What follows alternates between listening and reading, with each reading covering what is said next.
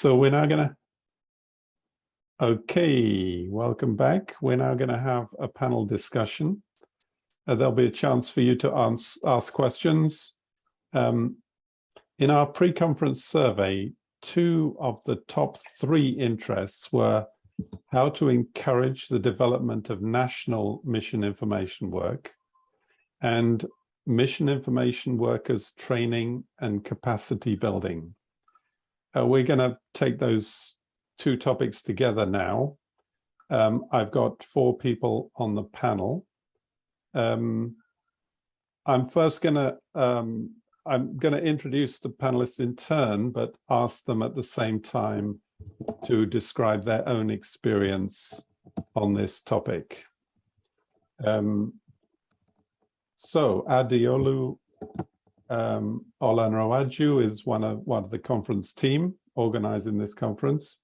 He's the Research and Strategy Director of the Nigeria Evangelical Missions Association, the umbrella body of the Nigeria Missions Movement. He's based in Jos, North Central Nigeria.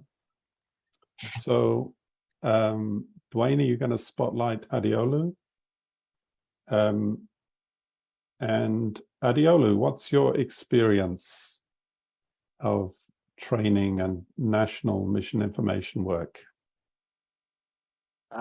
Thank you, Chris. Thank you, everyone. It's my pleasure to be on this panel. And like Chris rightly mentioned, I serve with the Nigeria Evangelical Missions Association, the umbrella body of the Nigerian Missions Movement.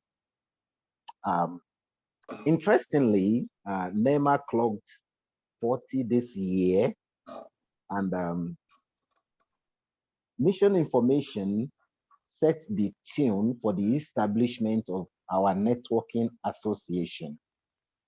Right from onset, NEMA prioritized missions information, through research and people group engagement.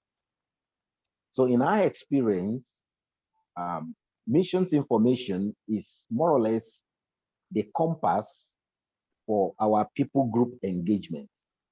And over the years, it has set the tune and the lead for our involvement, especially in frontier missions labors.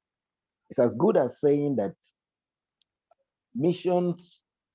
the missions endeavor and the networking platform that NEMA provides would be practically impossible to achieve without missions information. To be more practical, 5 years ago, we were really concerned about delisting Nigeria from countries with unengaged people group. And the reason for that is simple. A country of about 105 million Christians and over 50 million evangelicals who feel that necessity is laid on us to take responsibility for unengaged people groups. And before that could be done, we needed to work with information to be able to ascertain where are the remaining unengaged groups, where are the remaining unreached groups. So it has become consistent with our operations, with our service to the Nigerian church and the missions movement to prioritize information, and in doing so, to also engage like minds, people with skills, people with capacity in doing this. And each intentional commitment to this has always resulted in some form of breakthroughs that continues to give us a sense of fulfillment. So in our case, it's as good as saying that we couldn't have gone any far without missions information. Chris, let me pause here, for the panelists. Thank you. Yeah, okay. Thank you, Adeolu. George Gumah has served with Pioneers Africa at the base office in Accra since 2011. With a background in geography and resource development and divinity, George developed an interest in mission research as a way of contributing to the national mission information work and supporting global work wherever possible. He helps with the Ghana Evangelism Committee, GEC, and Ghana Evangelical Missions Association, Gumah. So, George, what's your experience in this area? Okay. Thank you very much for this opportunity. It's been a great privilege coming into contact with some people like Ross Campbell, and then also Mike Jafarian. I remember he presenting some very good information during one of our conferences in Ghana at my early stages in Pioneers. And so encountering these two people at the initial stage and also moving on to be exposed with some detail from Joshua Project and Operation World, I paused a bit and I asked myself, I've moved into missions and I have a background in geography. And at that time, I was doing a master's in geography and resource development as well. And going through GEC's, Ghana Evangelism Committee's work of church surveys, about 2 or 3 church surveys, and one was halted at a point. I went through most of the document, and it's similar to what Mike shared with us. And I'm like, God, I want to give this service to this task, my studies and my experience in some few researches, mapping and here and there to this task. So I started contacting people, and then we do the money initiative. We also realized some few challenges with mission information, where at the point when I joined, a lot of things had gone to almost a standstill, a halt. And praying through and realizing the importance of it, I decided to take the offer, a volunteer offer with Ghana Evangelism Committee and also with Ghana Evangelical Missions Association. And I came to understand that mission information workers need to understand the benefits of good research. And I think I share with the idea of David Barrett. And field workers get into a rut of doing the same things everywhere. And sometimes what is effective for people group A may not be effective for people group Y. And so when it doesn't work well, we usually say it's a spiritual warfare and needs prayer. Definitely, yes.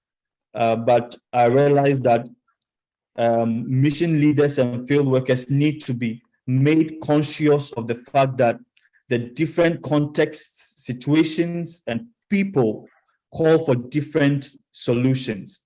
And research is how we can understand that. And so if mission leaders and field workers really understand how research helps them to plant churches, to reach out to the lost, and perhaps disciple new converts, they will be eager and more interested to contribute to mission research and even use it. So I came to a point that if mission information work exists because every people and tribe have not heard the gospel and the church has not responded enough, then we cannot avoid mission information work at the national level, where researchers can be empowered to do to improve on the work that they are doing and also to contribute to global efforts. I've realized that there are very few or no existing bodies in Ghana and probably some other African countries that focuses exclusively on research, mission research. I acknowledge the academics, but most often it's more theoretical and the practical is missing. Thank you. Many missions agencies do not have even research reps or desks. So this is some of my challenges that has really brought me to engage more in mission information work. Okay, And, George, thank you. Thank you. That's great. Willie Botha. Willie is director of INSERV, a research and training organization based in South Africa. He also works with MANI, the Movement for African National Initiatives, a continent-wide initiative, as coordinator for their country assessment process. He's been working in missions research, training and mobilization since 1997. He lives in Pretoria, South Africa. Willie, what's your experience in this area? Thank you, Chris. I think Adiolu and George, myself, we are speaking from the experience from MANI, Movement for African National Initiatives. And to get a full picture of this whole work, I think it would be great if people can go and look at the MANI Handbook of 2008 that is available on the MANI website. There's the whole story in detail, and there's a number of articles written that is giving it. Our understanding and our experience is that the basis for the development of a national initiative is to get an understanding of the unfinished task through research. And with the country assessment process, the focus was and is still very much on the ethno-linguistic peoples in a country, to get the local church to understand that, and from that knowledge to strategize and to work together to reach the unreached in a country. Now that also can change a little bit as people are getting others' focuses. The best example I wanted to give here is the one of Ghana for me, and I think also what is happening in Nigeria at the moment, where they are continuing, that is excellent examples. A database was developed in close relation with Joshua Project that we've called the EIS, Ethno Information System, and the plan was that each country will take responsibility to update and correct their data on people groups in a country. Then the data would be sent to coordinating office to update the data on a continent level. Much time was spent on the development of a powerful tool, and training was presented, but we could not find people to commit long-term working with the database and do this work with us in the continent. The purpose of all these processes, and this is one thing that I have learned, is that when people are doing research themselves, they are getting changed in order to do ministry. So getting the information is very often the goal. People are interested in the information. That is the challenge that we very often got that of us, is that people just want the information. I strongly believe that going through the process is part of preparation for ministry. And it's something that you skip and that you lose if you're not using that process as hearing from God. Prayer, critical aspects, and some issues that I just want to highlight from our experience in MANI and with CAP. To achieve any national information work that will bring change, you need partnership, trust, relationships, and the Holy Spirit to guide you. National leadership buy-in is critical, especially from both churches and organizations. George can really tell that how can leadership cancel a project or any goal that you can have. Leadership contribute to the success or failure of a project, and the problem there is very often also that we've seen in our context, greed and concern for position. Some of the major issues that can kill a project very quickly or a process. Very few people or organizations are willing to gather information for others. People will only gather information for their own purpose, for their own goals, benefit, or for their own organization. And I think that's one of the challenges to get workers to work together, is because you're serving the national church, and it's not only for yourself. And that is also a challenge. Getting people together, that is my thing for working for information. Sometimes you start with the training, and then the people get scared because of the work. I've just been amazed with what Michael was sharing with David Barrett, and I'm just thinking, how did they do it in the past? We are struggling with all these resources and internet. how did they manage to do all that detail in that time? I'm just amazed. Yeah. And then a kingdom mindset, and I think that is the last point. We need a kingdom mindset within information work. Information is power, and the moment that people start playing around with power, they lose their minds. And then training, sift also people out in terms of understanding what is the work that is involved in that. And it's always a process. It's not the goal very often for me is not just getting the information. What is God training us and telling us as we are going through the process to understand His work and His will? Okay, thank you, Willie. And finally, Larry Kraft, until recently, was for 10 years the Director of Research at One Challenge USA.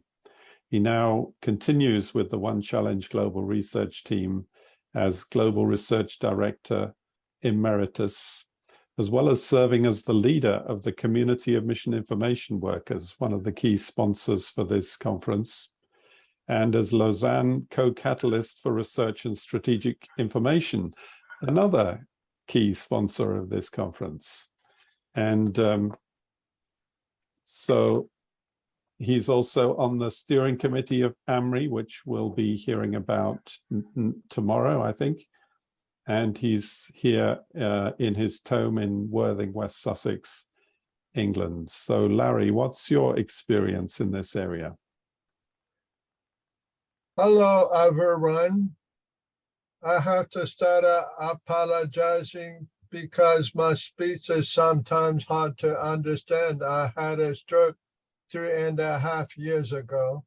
I will do my best to be clear. I moved with my family to Brazil in 1987 and began doing research on the Brazilian church, helping identify unreached towns and villages and rural communities that needed churches and city neighborhoods as well. Doing that with Brazilians shoulder to shoulder. After about 17 years in Brazil, enough Brazilians were knowing how to do it themselves that I was offered another position to begin research for our organization, One Challenge, for North Africa, Middle East, and Central Asia. In Brazil, I did a good bit of research training of Brazilians, and I have done it in Portugal, in Portuguese as well. Also in Central Asian countries, Middle Eastern and North African. I've gone and had to train, given basic training to people in those countries and help them through Skype and Zoom and email to do their research that they needed. About 8 or 9 years ago, we completed a complete project on a Middle Eastern country that has been guiding church planting efforts since. God has used nationals. I want to come back to something Willie said. I think one of the big barriers to getting research taking off in countries is church and mission leaders honoring the process, really wanting the information to really act on it. I've discovered one of our biggest needs to mobilize and build capacity is to get the leaders who supervise the potential researchers to buy into that process. I think the building of capacity is one of the things we can do very well through training courses. And after that is walking through the process together. As a person gains confidence, they eventually can keep doing it themselves. Thank you. Thank you, Larry. So we're open if anyone wants to ask a question of the panel. You can use the Zoom feature behind the reactions button to raise your hand.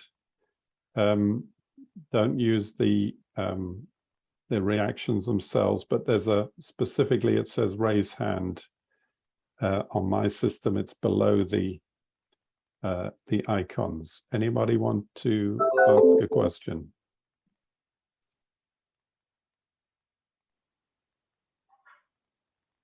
I don't see any questions coming. Do any of the panelists want to comment on what's already been said or add something? Comment on what other people have said? Oh, I have Mark Avery raising a hand. Mark, unmute yourself and what's your question? Okay, comment. So I think the question was for, I think it was the second speaker, and that was the observation that getting people to populate the data for each country was a real challenge. Has there been, any progress in that area, or is there some best practices or other options that we're considering in that area? Thanks, Mark.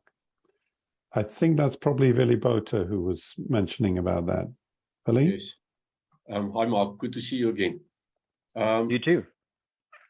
I think one of the things that we have seen, that I have seen within the continent, is that in countries like Nigeria and more the northern part of Africa, is there's a bigger focus within the church focused on ethno-linguistic unreached people groups. When you're moving down to the south where we are, it has started to change now because of the migration of peoples into Southern Africa, people that are moving around, that we've got a number of unreached groups here. But still the church hasn't got this understanding within our context here. And we have started now with a project in eastern Zambia, where Islam is becoming a challenge corporately for the church. And that the church is starting to say, this is a challenge and we've got to unite around it. And I think one of the big things is if there's something that the church can take hands and work towards. And the question that we've been asking and that I've been asking is just, what is in every country the question that will mobilize the church as a unity to gather information in that regard? I know in Zambia that is starting to move now. In South Africa, where I'm at, I'm not sure yet. In the past, it was apartheid that was a great focus area. And now we are so confused. I don't know actually what is the big thing that will move the church to be united. But I think that is one of the big things what is there that will challenge the church as a body that you can focus on and then move it towards that to populate. And then it is moving away from the global databases, but more what will be a national thing. Yeah. Does it make sense? I hope so.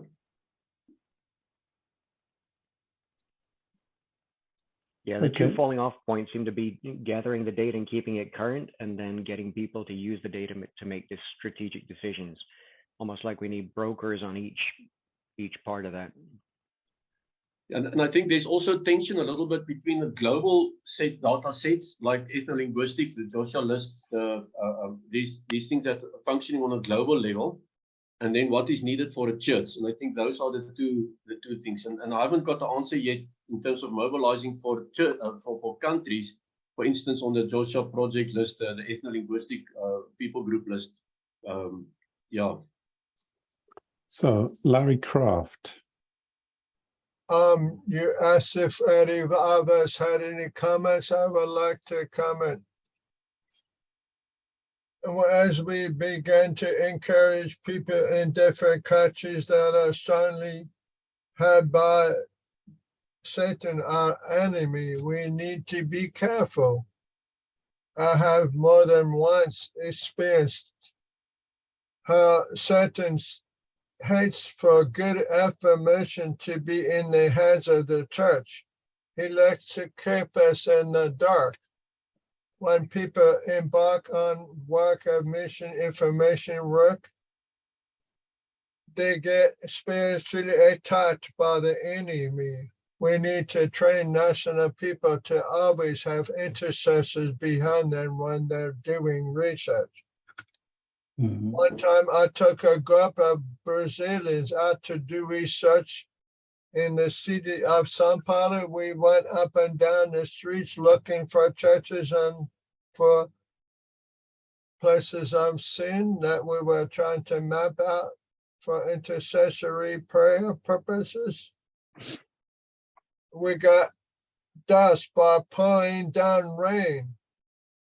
However, two of my team that was out doing research together with me went home to see their house had been hit with lightning, burned up their appliances while they were out on the street doing research.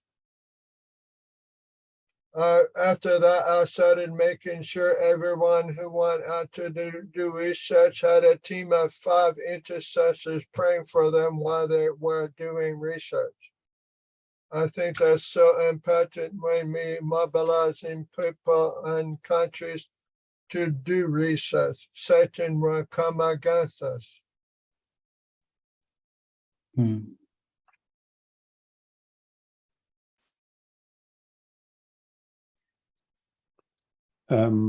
I have a question in text, I think. Which online training courses or resources have national researchers in training found most helpful? Are there any pre-packaged training courses, especially ones online, and have you found them helpful? There is the OC research course in the OC Learning Center that's available to anyone who wants to register. Gives basic principles of research. Dan Austin, you're the most recently familiar with that. Do you want to comment?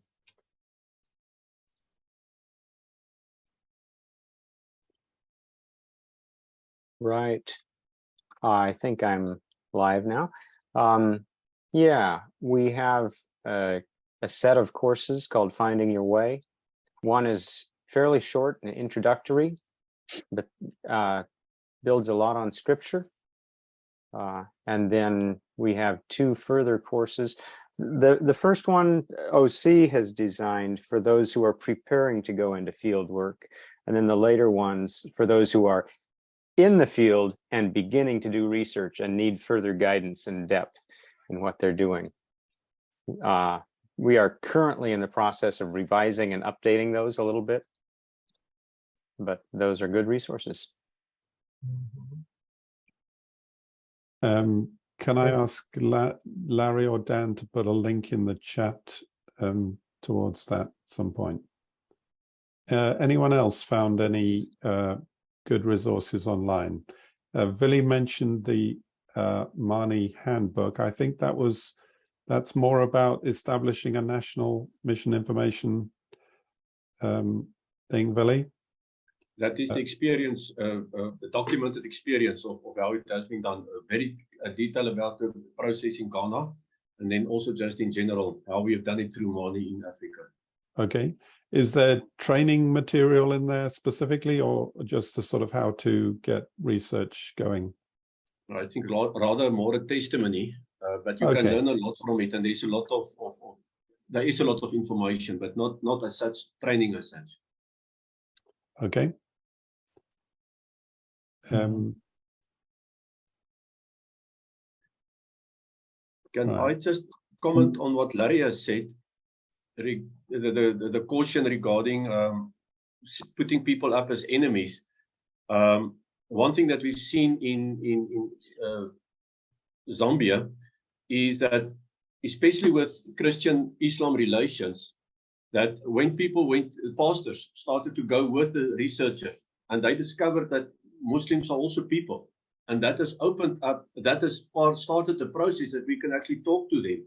And I absolutely agree with you that one needs to be careful to set up a situation where it is an enemy or it is a danger or this thing. But it's also, for me, example, as people are embarking on this process, it can change their mindset and realize, wow, it is not an enemy as I'm thinking about it, but it's actually opportunities.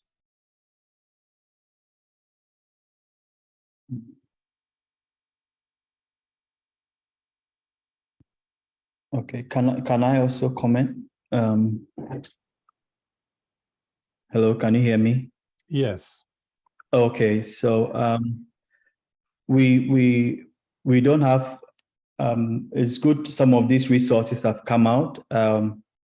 We don't have actual training courses in Ghana, except you go through probably the mission school or theological training. So last year, I and one of my colleagues tried to put in place a kind of something similar like this, but at a national level. So Missions Researchers Forum under the Ghana Evangelical Missions Association. And so that is for equipping and for sharing, encouraging people who are interested in information work to come on board. There are few of us that are more into mission information. Most of the people who had the contact with it are more engaged in other aspects of mission. So their attention is divided. So that forum is to create that avenue for training. And so that is one of my key point is that we can have mission workers kind of forum across as many countries as possible at the national level. And that is where we can access some of these research courses that have been mentioned already. And we could also tailor it to suit that particular context. Right. Exactly. Okay, I want to squeeze one more question in from Jonah Jala. Jonah, do you want to unmute yourself and ask your question directly?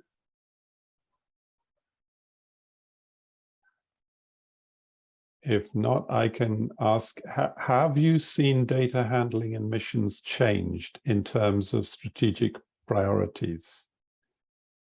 How have you seen data handling in missions changed in terms of strategic priorities? Anyone like to speak to that? This will be the last question. I have seen in recent years a gradual shift from demographic and quantitative data much more to qualitative research being much more desired by many people. That's the trend I'm seeing now.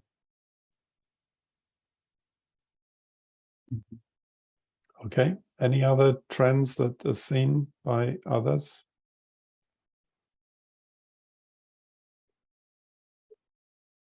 Yeah, I think it's quite close to what Willie tried to share with us, looking at a shift from the traditional focus on people group to looking at other developments like migration and movement and all of that. So I think that's something that is quite significant and evident in our recent work.